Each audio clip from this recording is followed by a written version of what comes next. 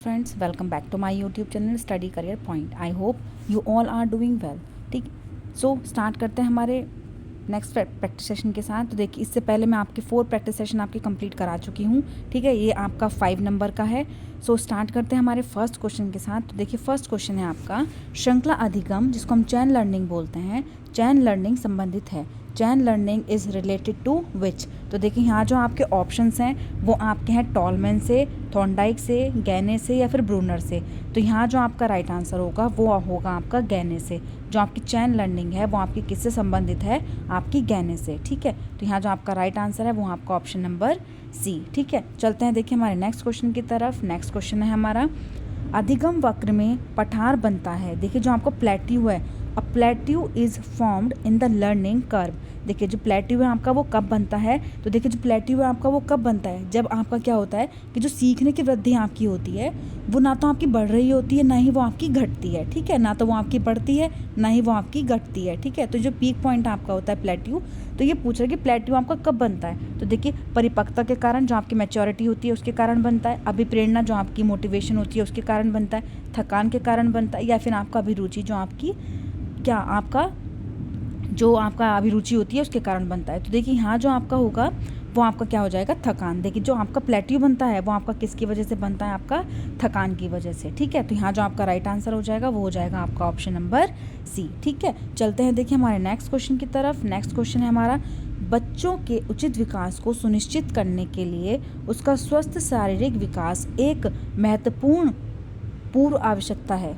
यह कथन, देखिए, यह कथन क्या हो सकता है? आपके ऑप्शंस हैं। गलत हो सकता है क्योंकि विकास नितांत व्यक्तिगत मामला है। सही है क्योंकि विकास क्रम में शारीरिक विकास सबसे पहले स्थान पर आता है। यह कथन सही है क्योंकि शारीरिक विकास विकास के अन्य पक्षों के साथ अंतः संबंधित है। या फिर आपका डी ऑप्शन है, गलत है क्योंकि शारीरिक विकास विकास के अन्य पक्षों को किसी भी प्रकार से प्रभावित नहीं करता। तो देखिए, ये तो आपको बिल्कुल ही गलत हो गया, क्योंकि ऐसा नहीं कि शारीरिक विकास आपका जो अन्य पक्षों को प्रभावित नहीं करता है। ठीक है, तो देखिए, यहाँ जो आपका राइट आंसर हो जाएगा वो आपका क्या हो जाएगा? यहाँ आपसे पूछ रहा है कि महत्वपूर्ण आवश्यकता। देखिए, विकास के उचित, बच्चे के उचित विकास को सुनिश्चित करने के लिए उसका स्वस्थ शारीरिक विकास एक महत्वपूर्ण आवश्यकता है। तो ये आपका कथन किससे संबंधित हो जाएगा? देखिए, यह कथन क्या है आपका? यह कथन सही है क्योंकि शारीरिक विकास जो आपका होता है विकास के अन्य पक्षों के साथ क्या होता है? आपका अंतः संबंधित होता है। ठीक है, तो यहाँ जो आपका राइट आंसर हो जाएगा वो हो जाएगा आपका ऑप्शन नंबर सी। ठीक है, चलते हैं देखिए हमारे नेक्स्ट क्वेश्चन की तरफ। नेक्स्ट क्वेश्चन है आपका, जब बच्चे प्राप्त की गई सूचनाओं की व्याख्या करने के लिए अपने अनुभवों के आधार पर सोचते हैं तो उसे कहा जाता है। देखिए, जब बच्चे जो है वो प्राप्त की गई सूचनाओं की व्याख्या के लिए अपने अनुभवों के आधार पर सोचते हैं तो उसको हम क्या बोलते हैं? क्रिएटिव। जो आपका सृजनात्मक सोच होती है, जो आपकी सृजनात्मक, जो आपकी क्रिएटिव थिंकिंग होती है, ठीक है, वो यहाँ क्या हो जाएगी? आपका राइट आंसर हो जाएगा। ठीक है, जब बच्चे क्या करते हैं अपनी नई जो आपकी प्राप्त की गई सूचनाओं की व्याख्या करने के लिए अपने अनुभवों के आधार पर, ठीक है, जो अनुभव है अनुभवों के आधार पर वो आपका सोचते हैं तो उसको हम बोलते हैं सृजनात्मक। जो आपकी क्रिएटिविटी थिंकिंग होती है वो आपके यहाँ होती है। ठीक है, तो चलते हैं हमारे नेक्स्ट क्वेश्चन की तरफ। नेक्स्ट क्वेश्चन है हमारा, कौन सी सीखने की शैली उन व्यक्तियों से जुड़ी है जो व्यावहारिक गतिविधियों और व्यावहारिक अनुभवों के माध्यम से सीखना पसंद करते हैं?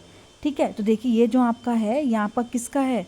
ये आपका इंटेलिजेंस थ्योरी से रिलेटेड क्वेश्चन है, जो आपके गार्डनर ने इंटेलिजेंस की पार्ट्स दिए हैं आपके, जो गार्डनर ने दिए हैं। ठीक है, गार्डनर ने जो आपकी मल्टीपल इंटेलिजेंस थ्योरी दी है वो यहाँ पर आपकी यूज़ हुई है। तो ये पूछ रहा है कि जो गतिविधियों और व्यावहारिक अनुभवों के माध्यम से सीखना पसंद करते हैं तो उनको हम क्या बोलते हैं? तो देखिए, यहाँ पर दृश्य, विजुअलाइजेशन तो यहाँ पर है नहीं। ठीक है, यहाँ पर श्रवण भी नहीं है। ठीक है, विश्लेषणात्मक का भी यहाँ पर कोई यूज़ नहीं है। तो यहाँ जो आपका राइट आंसर हो जाएगा वो हो जाएगा आपका काइनेस्थेटिक।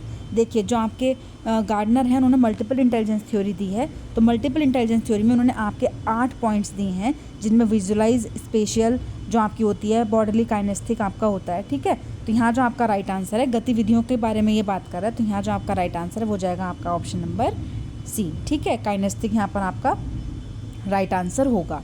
ठीक है, चलते हैं देखिए हमारे नेक्स्ट क्वेश्चन की तरफ। नेक्स्ट क्वेश्चन है हमारा, देखिए समावेशी शिक्षा के संदर्भ में स्कैफ होल्डिंग शब्द का क्या अर्थ है। देखिए स्कैफ होल्डिंग आपकी कब क्या होती है, विकलांग छात्रों के लिए अलग कक्षाएं बनाना या फिर छात्रों को एक शिक्षण लक्ष्य तक पहुंचाने के लिए तात्कालिक समर्थन प्रदान करना, ठीक है। या फिर आपका क्या होता है, छात्रों के विभिन्न शैक्षणिक लक्ष्यों को अनदेखा करना या फिर छात्रों को उनकी क्षमताओं के आधार पर छांटना। तो देखिए जब बच्चों को लेबलिंग करते हैं तो लेबलिंग नहीं, छांटना, ये आपका क्या हो जाता है, नेगेटिव वर्ड हो जाता है, ठीक है, पेडागोजी में। तो ये आपका क्या हो जाएगा, ये आपका गलत हो जाएगा, ठीक है। अनदेखा नहीं कर सकते हैं बच्चों को, ठीक है, क्योंकि बच्चों को तो हम सेंटर में लेके चलते हैं, ठीक है, तो ये भी आपका गलत हो जाएगा। तो देखिए स्कैफ फोल्डिंग आपकी क्या होती है, जब हम किसी बच्चे को लक्ष्य तक पहुंचाने के लिए, देखिए एक उसका क्या होता है, इसका एक्चुअल पोटेंशियल होता है, ठीक है, कि वहाँ तक वो अपना आप काम कर रहा है। लेकिन जब हम बच्चे को एक्चुअल पोटेंशियल से आगे उसकी क्या करते हैं, उसके लक्ष्य तक पहुंचाने के लिए उसको हिंट देते हैं या उसको समर्थन देते हैं, ठीक है, तो वो आपका क्या हो जाता है, आपका समावेशी शिक्षा में स्कैफोल्डिंग आपकी हो जाती है, ठीक है। स्कैफोल्डिंग आपकी होती है जब लक्ष्य तक पहुंचाने के लिए बच्चों की मदद की जाती है, उनको समर्थन प्रदान किया जाता है, ठीक है। तो यहाँ जो आपका राइट आंसर हो जाएगा वो हो जाएगा आपका ऑप्शन नंबर बी, ठीक है। चलते हैं देखिए हमारे नेक्स्ट क्वेश्चन की तरफ। नेक्स्ट क्वेश्चन है हमारा, लेव वाइगोत्स्की किस समाज की संरचना सिद्धांत में दृढ़ विश्वास को बनाए रखने वाले शिक्षक के रिश्तेदार अपने बच्चों के चित्र के लिए निम्नलिखित में से किस विधि से काम करते हैं। तो देखिए किस विधि से काम करते हैं, मानकीकृत परीक्षण या फिर आपका वास्तविकता पर आधारित प्रत्यास्मरण के प्रश्न या फिर वस्तुपरक बहुविकल्प प्रकार के प्रश्न या फिर सहयोगी परियोजना। तो देखिए जो लेव वाइगोत्स्की हैं वो क्या बोलते हैं कि बच्चा सामाजिक, जितना बच्चा सोशल होता है बच्चा उतना ज़्यादा सीखता है, ठीक है। कोलैबोरेशन जो आपकी कोऑपरेटिव लर्निंग होती है उसके बारे में आपके लेव वाइगोत्स्की जो है वो बात करते हैं। तो यहाँ जो आपका राइट आंसर हो जाएगा वो हो जाएगा आपका ऑप्शन नंबर डी, सहयोगी परियोजना। जो आपकी सहयोगी परियोजना है यह आपकी मदद करती है, ठीक है। तो यहाँ जो आपका राइट आंसर है वो है आपका ऑप्शन नंबर डी। चलते हैं देखिए हमारे नेक्स्ट क्वेश्चन की तरफ। आपका नेक्स्ट क्वेश्चन है, देखिए यदि मूल प्रवृत्ति है तो मैकडूगल के अनुसार संबंधित संवेग कौन सा है।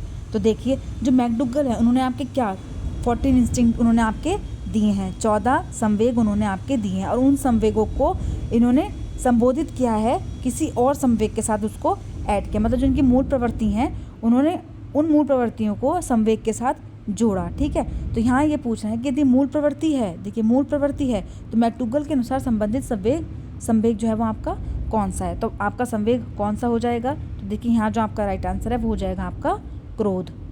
कौन सा आपका आंसर हो जाएगा, आपका हो जाएगा क्रोध। तो यहाँ जो आपका राइट आंसर है वो आपका ऑप्शन नंबर ए, ठीक है।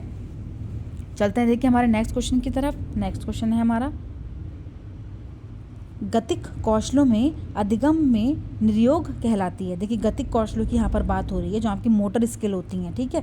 कौन सी आपकी जो मोटर स्किल होती हैं उनके बारे में आपकी बात हो रही है। तो देखिए ऑप्शंस के साथ खेलते हैं। सबसे पहले देखिए डिसकैलकुलिया, जब कैलकुलेशन की आपकी बात होती है तो मैंने आपको बताया था कैलकुलेशन की अगर आपकी बात हो रही है तो वहाँ पर आपका क्या है, मैथ्स है, ठीक है, राइटिंग है आपकी, ठीक है। तो जब आप क्या कर रहे हैं, आप कैलकुलेशन में जब आप मैथमेटिक्स से रिलेटेड कोई प्रॉब्लम कर रहे हैं तो वहाँ पर आपकी क्या है, डिसकैलकुलिया, ठीक है। तो यहाँ पर आपका कौन सा विकार हो जाएगा, जब आपका कैलकुलेशन से संबंधित कोई आपकी दिक्कत है तो, ठीक है। उसके बाद हम आपका आता है डिस्फेजिया। डिस्फेजिया आपका कब होता है, जब आपका सुनने में विकार होता है, ठीक है, जब आपका सुनने में विकार होता है तो वो आपका क्या होता है, डिस्फेजिया, ठीक है। डिसलेक्सिया आपका क्या हो जाता है, जब आपका डिसलेक्सिया आपका कब होता है, जब आपका पढ़ने में विकार हो, ठीक है।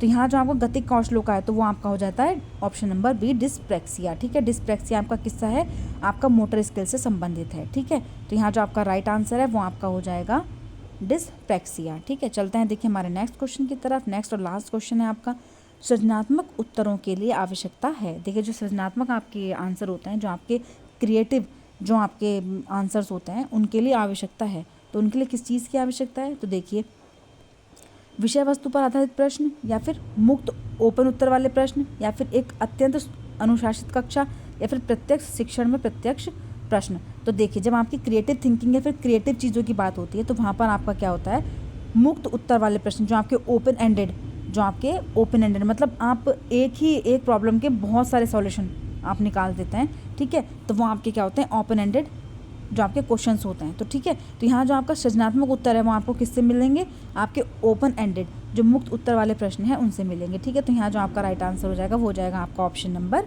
बी।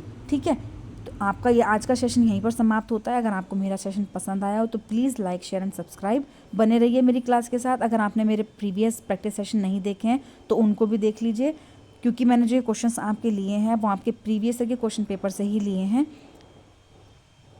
अगर आपको मेरा सेशन अच्छा लगा हो तो प्लीज़ मेरे चैनल को लाइक कीजिए, सब्सक्राइब कीजिए। Thank you.